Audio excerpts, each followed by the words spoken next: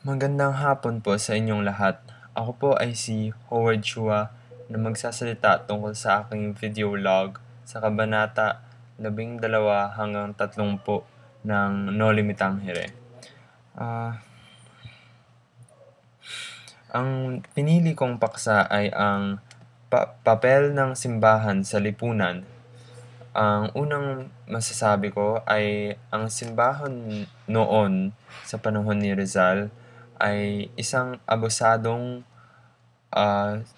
kura dahil nasa kanila ang lahat ng kapangyarihan na sa bansa. Dahil ang kura at ang gobyerno ay magkaisa lamang noong panahon ni Rizal.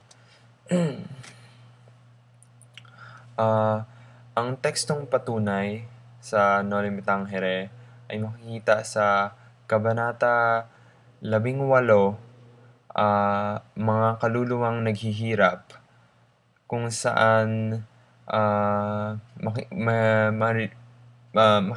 mababasa natin na ang mga matatanda ay nag-uusap tungkol sa indulhensya at indulhensya plenario, kung saan ay sila'y bumabayad sa kura para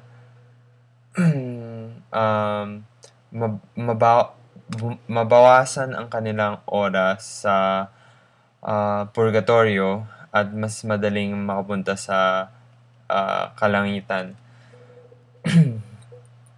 Ito ay masama dahil parang binabayad mo ang iyong pagpunta sa langit imbis na ikaw ang gumawa ng magagandang bagay para mapaganda ang mundo at makapunta ka sa langit. Sa Kabanata 20,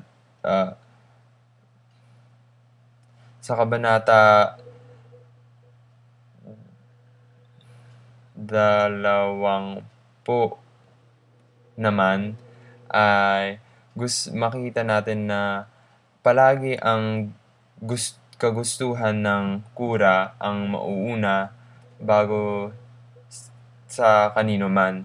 Dahil sa hulihan ng kabanata, ang matatanda ay at mga mababata ay nag-away, pero ang kura pa rin ang nasunod.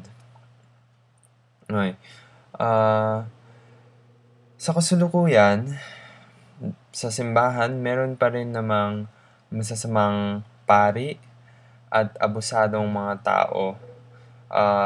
Ang mga pari ay minsan-minsan may nakikita tayong mga nagkakasal at may mga kabit pa rin, o mga child molesters na pari, di ba?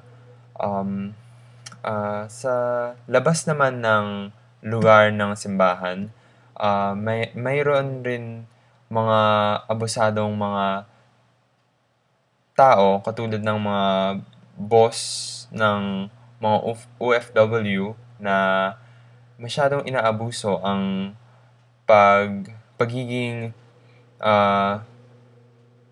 empleyado nila sa ibang bansa. Dahil sa kapangyarihan na binigay ng simbahan noon, nagiging abusado ang mga pari. Ngayon na hiwalay na ang simbahan at gobyerno, mas balanse na ang kapangyarihan. Ngunit maraming masasamang gawain pa rin ang mga ginagawa ng pari, katulad ng mga ginawa sa panahon ni Dr. Jose Rizal. Salamat.